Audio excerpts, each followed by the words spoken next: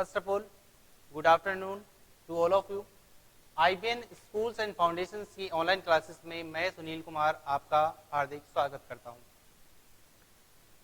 आज का जो टॉपिक अपना है वो 12th क्लास में जो कंप्यूटर साइंस का सब्जेक्ट है उसमें फर्स्ट नंबर का चैप्टर है।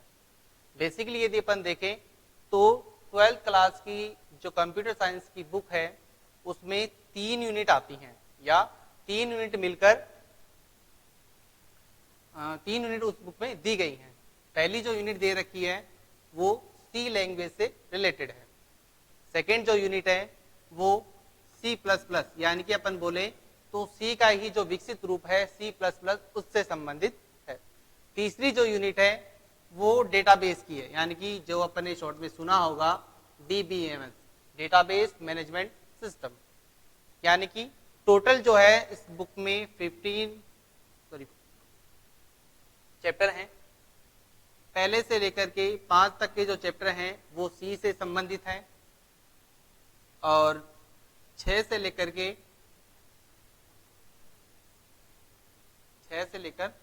12 तक के जो चैप्टर हैं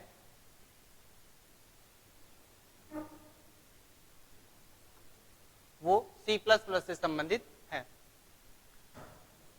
13 से लेकर के 15 तक के जो चैप्टर हैं वो डेटाबेस यानी कि DBMS जो अपनी तीसरी यूनिट है उससे संबंधित है। इसी की तर्ज पर अपन आज शुरू करते हैं फर्स्ट चैप्टर, पहला ही चैप्टर और उसी का पहला ही टॉपिक। देखिए, जब अपन कंप्यूटर साइंस के बारे में पढ़ते हैं या कंप्यूटर के बारे में पढ़ते हैं तो अपन को बहुत सारी चीजें देखनी पड़ती हैं, लेकिन अपन नॉर्मली एक छोटा सा टॉपिक लेकर स्टार्ट करते हैं, डेटा स्ट्रक्चर। देखिए, जो वर्ड है डेटा स्ट्रक्चर, इसे अपन 2 भागों में डिवाइड कर लेते हैं क्योंकि डेटा स्ट्रक्चर दोनों को एक साथ पढ़ेंगे तो ये काफी लंबा टॉपिक बन जाता है। नॉर्मली अपन आज देखते हैं डेटा स्ट्रक्चर। तो डेटा स्ट्रक्चर के बारे में बात करें तो ये जो टॉपिक है वो 2 शब्दों से मिलकर बना है, एक डेटा और दूसरा स्ट्रक्चर। यानी कि मैंने इसके बीच में क्या लगा दिया, प्लस लगा दिया। डेटा को अलग कर दिया, स्ट्रक्चर को अलग कर दिया। नॉर्मली यदि अपन डेटा की बात करें कंप्यूटर में तो डेटा का मतलब होता है collections of symbols, collections of symbol, alphabetics and numbers, अक्षरों या फिर बोल सकते अपन शब्दों, संकेतों और नंबरों, इनके समूह को क्या कहा जाता है, डेटा कहा जाता है। Collections of symbols, alphabetics and numbers, इनका जो एक कोलैबोरेशन होता है, इनको मिलकर जो अपन एक शब्द बनाते हैं उसे डेटा कहा जाता है। ठीक है। डेटा शब्द की जो उत्पत्ति है वो लैटिन भाषा का एक शब्द है, लैटिन लैंग्वेज, लैटिन भाषा का एक शब्द है जिसका अर्थ है डेटम। डेटा शब्द की उत्पत्ति लैटिन भाषा के शब्द डेटम से हुई है जिसका अर्थ होता है आंकड़े।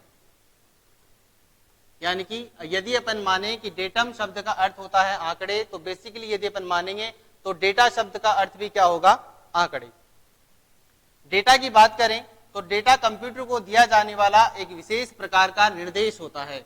नॉर्मली यदि अपन कंप्यूटर की जो कार्य प्रणाली है या कार्य करने का जो तरीका होता है कि कंप्यूटर किस तरीके से कार्य करता है, अगर अपन उसके तर्ज पर देखें तो डेटा का अर्थ होगा कि क्या कार्य आप कंप्यूटर पे करना चाहते हो वही क्या कहलाता है, डेटा कहलाता है।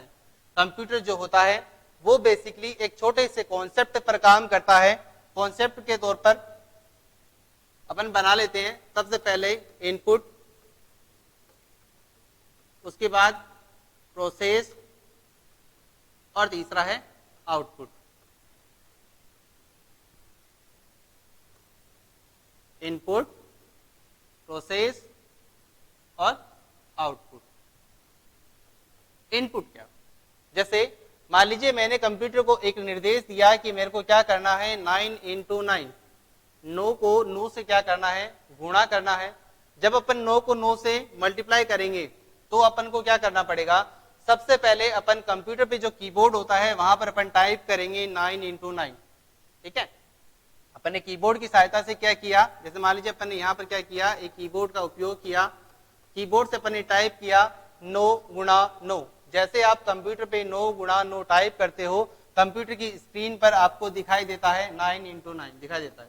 ये मान लीजिए कंप्यूटर की स्क्रीन है, यहाँ पर जैसे आपने कैलकुलेटर ऑन किया तो यहाँ पर लिखा मिलता है 9 इंटू 9, ठीक है। यानी कि मैंने कंप्यूटर को क्या दिया, एक निर्देश दिया कि 9 को 9 से क्या करना है, मल्टीप्लाई करना है।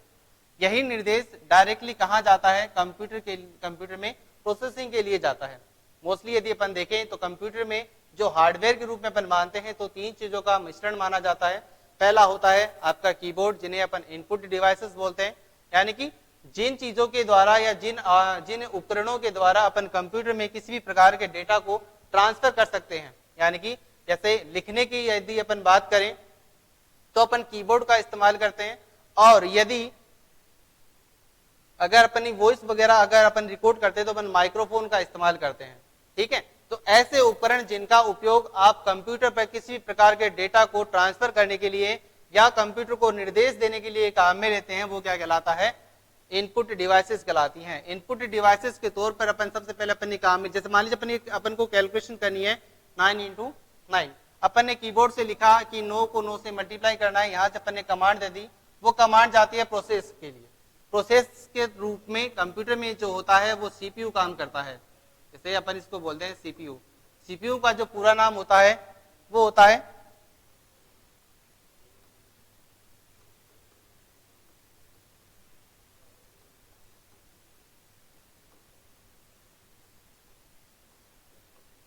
सेंट्रल प्रोसेसिंग यूनिट, यानी कि यह वह इकाई होती है जिसका उपयोग कंप्यूटर पर दिए जाने वाले सभी निर्देशों को एक प्रक्रियात्मक रूप से, एक अर्थपूर्ण तरीके से एक रिजल्ट बनाने के लिए या रिजल्ट के रूप में कन्वर्ट करने के लिए किया जाता है। यानी कि जो अपन ने कंप्यूटर को निर्देश दिया था कि 9 को 9 से क्या करना है, मल्टीप्लाई करना है, वही निर्देश डायरेक्टली कहाँ जाता है, प्रोसेस के रूप में, प्रोसेसिंग के लिए सीपीयू में जाता है।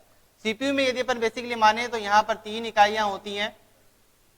पहली होती है सीयू, दूसरी होती है एएलयू और तीसरी होती है एमयू। सीयू के रूप में माने तो सीयू का फुल फॉर्म जो होता है कंट्रोल यूनिट। कंट्रोल यूनिट को यदि हिंदी में बोलोगे तो सीधे से तौर पर मानते हैं कंट्रोल का मतलब होता है नियंत्रण करना, यूनिट का मतलब होता है ऐसी इकाइयां जो आपके कंप्यूटर के पार्ट्स को या कंप्यूटर में जो जो डिवाइसेस आपने अटैच कर रखी है, जोड़ रखी है, उन्हें नियंत्रित करने का काम करता है। यदि मनुष्य के शरीर की बात करें तो आपके मनुष्य के शरीर को एक मस्तिष्क यानी कि आपका जो दिमाग होता है उसके द्वारा नियंत्रित किया जाता है। ठीक उसी प्रकार से कंप्यूटर का जो पूरा का पूरा सिस्टम होता है उसे कंट्रोल करने का काम करता है वो सीपीयू करता है। कौन करता है? सीपीयू। इसीलिए इसे कंप्यूटर का मस्तिष्क भी कहा जाता है। नॉर्मली कई बार कॉम्पिटिटिव जो एग्जाम्स होती हैं उनमें ये क्वेश्चन पूछा जाता है कि कंप्यूटर का मस्तिष्क या कंप्यूटर का दिमाग किसे कहा जाता है, तो सीपीयू के अंदर जो कंट्रोल यूनिट होती है उसे क्या कहा जाता है? कंप्यूटर का मस्तिष्क कहा जाता है। कंट्रोल यूनिट कोई बड़ा या बड़ी कोई प्लेटफॉर्म या बड़ी कोई चिप वगैरह नहीं होती है। नॉर्मली यदि अपन माने तो आपने नाम सुना होगा प्रोसेसर। कई बार जो मोबाइल्स लेकर के आते हैं अपन उनमें भी अपन प्रोसेसर का ध्यान रखते हैं कि इसमें कौन सा प्रोसेसर है। लैपटॉप तो उसमें भी अपन ये ध्यान रखते हैं कि इसमें प्रोसेसर कौन सा है। तो वही जो प्रोसेसर होता है वही क्या कहलाती है? कंट्रोल यूनिट कहलाती है, जो कंप्यूटर को या कंप्यूटर सिस्टम को मेंटेन करने का या उसे सही तरीके से वो कार्य करे इसके लिए काम में आती है, उसे नियंत्रित करने का काम करता है। दूसरा होता है एएलयू। एएलयू की जो फुल फॉर्म होती है वो होती है अर्थमेटिक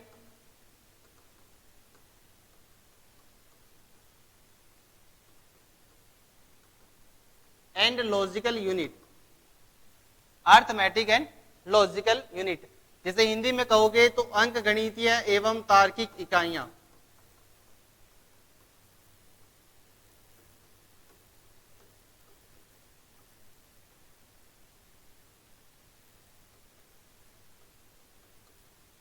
अंक गणितीय एवं तार्किक इकाइयां। अंक गणितीय मतलब जैसे नॉर्मली मैंने यहां पर लिखा था कि 9 इंटू 9 को 9 से क्या करना है? मल्टीप्लाई करना है। तो मैंने यहाँ 0 से लेकर 9 तक एक वैल्यू काम में ली। ठीक है, मैंने क्या काम में लिया? 0 से लेकर 9 तक की मैंने कोई भी वैल्यू काम में ली। जैसे मैंने यहाँ पर लिखा 9 इंटू, इसकी जगह यदि मैं 8 इंटू 8 लिखता हूँ तो ये भी न्यूमेरिकल वैल्यू है। ठीक है, दूसरा यहाँ पर है तार्किक। तार्किक के रूप में अपन ने लॉजिक के काम में लिया, जैसे मान लीजिए अपन यहाँ पर प्लस ले लिया, अपन ने माइनस काम में ले लिया, मल्टीप्लाई ले लिया, डिवाइड ले लिया। तो इस तरीके से जो भी आप बोलते हैं मैथमेटिकल जो फॉर्मूलाज अपन यूज करते हैं, अगर आपने यहाँ पर लिखा 9 इंटू 9, तो ये क्या है, एक मैथमेटिकल इक्वेशंस है। इसे सोल्व करने का काम करता है वो ALU करता है। कौन करता है? ALU, यानी कि अंक गणितीय एवं तार्किक इकाइयां, इनका काम होता है कि कंप्यूटर में जो भी आप मैथमेटिकल सिचुएशंस देते हैं उन्हें सोल्व करने का काम ALU का होता है। जिस तरीके से कंप्यूटर के समस्त भाग को या कंप्यूटर सिस्टम को कंट्रोल करने का काम CU करता है, उसी प्रकार से ALU अंक गणितीय क्रियाओं को करने के लिए काम में आता है। तीसरा है MU, मेमोरी यूनिट। जिस तरीके से कई सारी चीजें होती है, आपने मोबाइल में देखा होगा, आप एक मेमोरी कार्ड डालते हो, मेमोरी कार्ड है वो क्या काम करता है, आपके द्वारा स्टोर किए गए समस्त डेटा को एक जगह एकत्रित करने का काम किसका होता है, जैसे मोबाइल की बात करते हैं तो मेमोरी कार्ड लेता है। ठीक उसी प्रकार से कंप्यूटर सिस्टम की बात करें तो आपके CPU में एक हार्ड डिस्क लगी होती है, इसे शॉर्ट में बोले तो HDD हार्ड डिस्क लगी होती है, जो आपके डेटा को लंबे समय तक स्टोर करने के लिए काम में आते हैं। नॉर्मली यदि आप बात करें तो आपने यदि कंप्यूटर में कोई एक डेटा एक समय सेव कर दिया, जब तक आप उसे वहां से हटाओगे नहीं, वो लाइफ टाइम तक आपके कंप्यूटर में स्टोर रहेगा, जब तक आप खुद नहीं हटाओ। तो किसी भी प्रकार के डेटा को लंबे समय तक स्टोर करने के लिए किसका इस्तेमाल होता है, MU काम करता है। यानी कि यदि अपन बात करें, मैंने यहाँ पर लिखा था 9 इंटू 9, यानी कि मैंने यहाँ से कीबोर्ड से इनपुट कर दिया, इनपुट करने के बाद में ये क्रिया जाती है प्रोसेसिंग के लिए, जिसमें CPU काम में आता है। कीबोर्ड की बात करें तो कीबोर्ड डायरेक्टली किससे जुड़ा होता है, CPU से जुड़ा होता है। और वहां पर जो भी आप कमांड देते हो, जो भी आप निर्देश लिखते हो, वो किस में आते हैं, CPU में आते हैं। CPU में आने के बाद में उन पर प्रोसेसिंग की जाती है।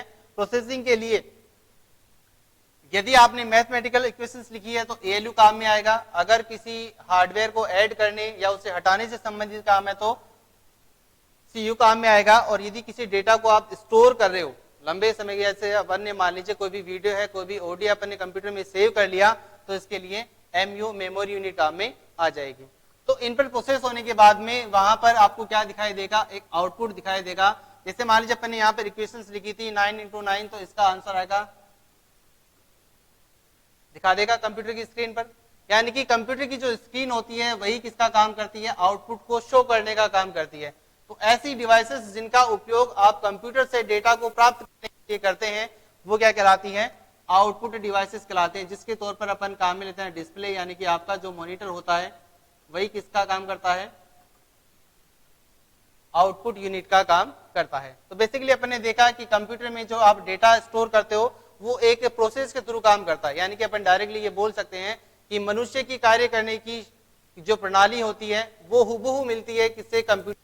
यदि अपन एक मनुष्य की संरचना में सीखें तो जैसे मान लीजिए अगर अब हमें किसी दूसरे व्यक्ति से कोई कार्य करवाना है तो अपन क्या करेंगे, सबसे पहले या तो उसे लिख करके बताएंगे या फिर उसे बोल करके बताएंगे। जैसे मान लीजिए मुझे आपसे किसी भी प्रकार का कार्य करवाना है तो मैं या तो आपको लिख करके बताऊंगा कि आपको ये काम करना है, और यदि ये नहीं तो मैं आपको बोल करके बताऊंगा कि आपको ये काम करना है।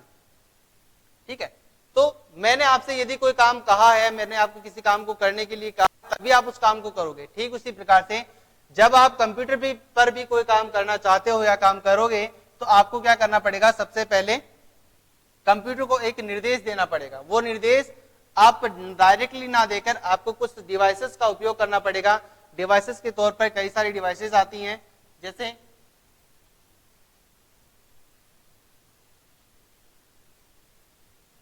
कीबोर्ड आप लोगों ने देखा ही होगा। बेसिकली कंप्यूटर जब आप ऐड करते हो या कंप्यूटर कहीं पे एस्टेब्लिश करते हो तो उसमें कीबोर्ड होना अनिवार्य होता है। कीबोर्ड के साथ आप एक माउस भी ऐड करते हो। ठीक है, माउस के साथ जैसे मान लीजिए आपने सुना होगा कि फोटो वगैरह होती हैं, आप स्कैन करते हो तो स्कैनर, ये किसका काम करती हैं, इनपुट डिवाइस। इसके साथ इसके अलावा बहुत सारी चीजें या और आती हैं जिनसे आप कंप्यूटर में अलग अलग प्रकार के से अलग अलग तरीके से डेटा को इनपुट कर सकते हो। यहां से इनपुट हुआ डेटा प्रोसेसिंग के लिए CPU में जाता है। CPU में उस पर क्रिया होती है, क्रिया होने के बाद में आउटपुट के रूप में उसका रिजल्ट शो किया जाता है। बेसिकली यहाँ पर अपन तीन चीजें काम में लेते हैं। एक डिस्प्ले के रूप में, यदि आप किसी भी आउटपुट को देखना चाहते हो तो मॉनिटर का इस्तेमाल किया जाता है, और यदि आप किसी भी प्रकार की आपकी सूचना को, डेटा को किसी कागज पर प्रिंट करना चाहते हो तो आप प्रिंटर का इस्तेमाल करते हो। और प्रिंटर के अलावा यदि मान लीजिए अपन कोई भी अपनी वीडियो है या फिर मान लीजिए ऑडियो है उसे सुनना चाहते हैं तो अपन स्पीकर का इस्तेमाल करते हैं। तो इनका उपयोग अपन कंप्यूटर से डेटा प्राप्त करने के लिए करते हैं। तो ये है कि कंप्यूटर किस तरीके से कार्य करता है। बाकी अपन टॉपिक देखते हैं, डेटा स्ट्रक्चर। डेटा के बारे में अपन पढ़ रहे थे। डेटा शब्द के जैसे अपन ने पढ़ा कि डेटा है जो नॉर्मली है वो एक लैटिन वर्ड है जिसका नाम है डेटम। डेटा शब्द है, उसका जो वर्जन है या वो कहां से विकसित हुआ है, लैटिन भाषा का एक वर्ड है डेटम जिसका अर्थ होता है आंकड़े, वहां से लिया गया है। अगर नॉर्मली यदि अपन कंप्यूटर जैसे 12th क्लास की अपन बात करते हैं, अपने टॉपिक लिया है 12th क्लास का, अगर अपन उनके नजरिए से देखें तो नॉर्मली जब सी जो लैंग्वेज होती है, सी लैंग्वेज अपन पढ़ते हैं, फर्स्ट जो टॉपिक है अपना, फर्स्ट जो यूनिट है वो सी लैंग्वेज की आती है, जहां पर आप एरे है, स्ट्रक्चर है, उनका इस्तेमाल सीखते हो।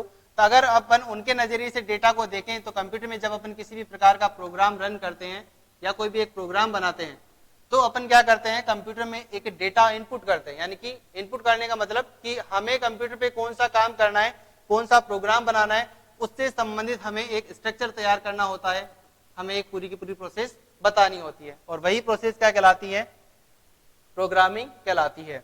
जैसे अपन डेटा की बात करें तो डेटा यदि मान लीजिए अपन किसी भी प्रकार का प्रोग्राम बना रहे हैं तो कंप्यूटर को सबसे पहले निर्देश देंगे, और निर्देश के तौर पर अपन 3 तरीके की वैल्यू काम में लेते हैं, इंटीजर, फ्लोट, कैरेक्टर और स्ट्रिंग।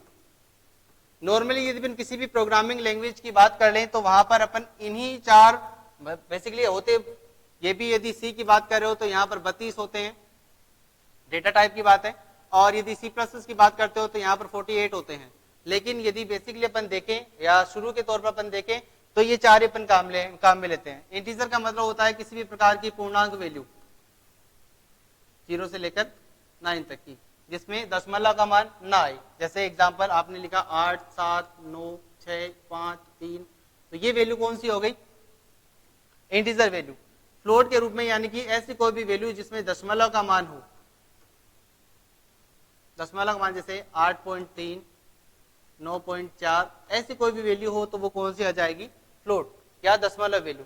तीसरा है कैरेक्टर। कैरेक्टर की यदि मान लीजिए आप किसी प्रोग्राम में एक वैल्यू है, जैसे मान लीजिए अपन ए है, जैसे अपन ग्रेड स्टोर कर रहे हैं, जैसे एक केवल एक अक्षर यदि आप स्टोर करना चाहते हो, ए है, बी है, सी है, तो इसके लिए अपन कैरेक्टर का इस्तेमाल करेंगे। लेकिन जब अक्षरों का एक समूह है, जैसे अपन बोलते हैं स्ट्रिंग, स्ट्रिंग मतलब जब एक अक्षर होता है उस अक्षर को जोड़ करके अपन एक शब्द बनाते हैं। जब आप शब्द को प्रोग्राम में एंटर करना चाहते हो या शब्द को प्रोग्राम में स्टोर करना चाहते हो तो किसका इस्तेमाल होगा, स्ट्रिंग का। यानी कि अपन डायरेक्टली यहाँ पर लिख दें शब्दों के लिए।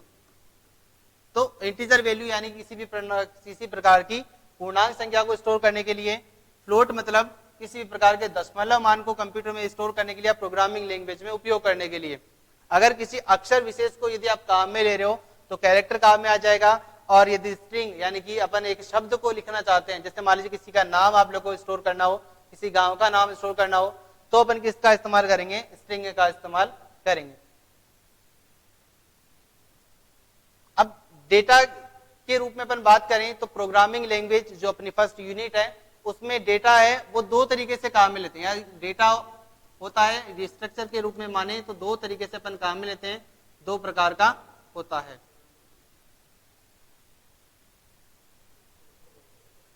डेटा स्ट्रक्चर बेसिकली अपन देखें तो डेटा स्ट्रक्चर होता है वो 2 प्रकार का होता है।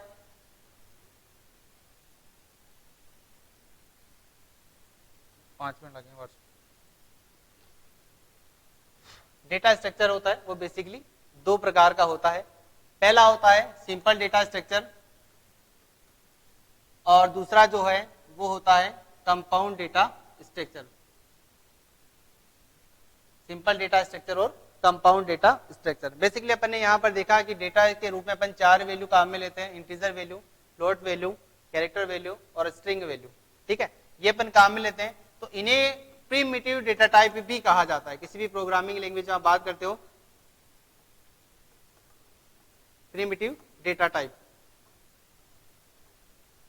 इन्हें अपन प्रिमिटिव डाटा टाइप भी कहा जाता है या बोलते हैं। सिंपल डेटा स्ट्रक्चर की बात करें तो वे डेटा स्ट्रक्चर जिनका निर्माण इंटीजर, फ्लोट, कैरेक्टर और स्ट्रिंग, वे डेटा टाइप जिनका निर्माण प्रिमिटिव डाटा टाइप यानी कि इंटीजर, फ्लोट, कैरेक्टर, स्ट्रिंग आदि की सहायता से किया जाता है, वे सिंपल डेटा स्ट्रक्चर कहलाते हैं।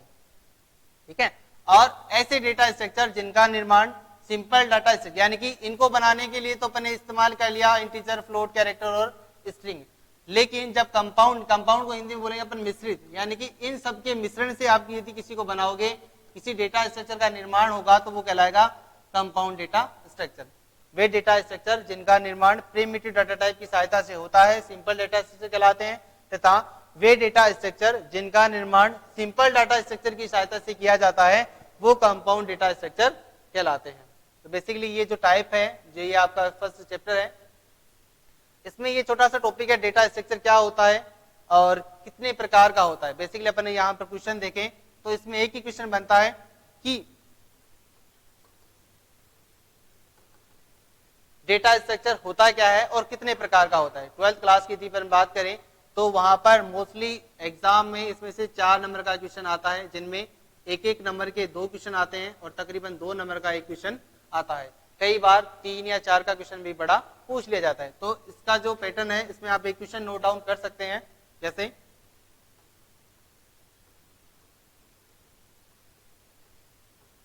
डेटा स्ट्रक्चर से आप क्या समझते हैं।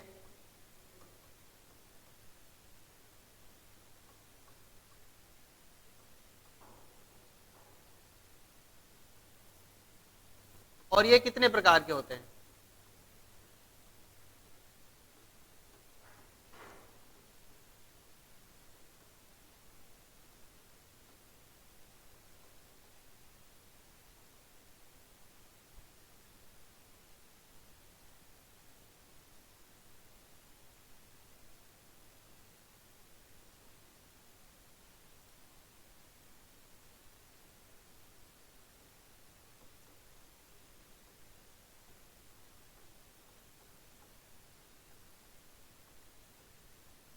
डेटा स्ट्रक्चर अपन को डायरेक्टली क्या करना है, इसमें एक छोटी सी परिभाषा बतानी है कि डेटा स्ट्रक्चर क्या होता है। किसी भी प्रकार के डेटा को सही तरीके से व्यवस्थित करना, या डायरेक्टली अपन बोले कि डेटा को सही तरीके से व्यवस्थित करने का जो तरीका होता है वह डेटा स्ट्रक्चर कहलाता है। और डेटा स्ट्रक्चर 2 प्रकार के होते हैं, सिंपल डेटा स्ट्रक्चर और कंपाउंड डेटा स्ट्रक्चर। इससे आगे का जो टॉपिक है वो अपन नेक्स्ट वीडियो में या नेक्स्ट क्लास में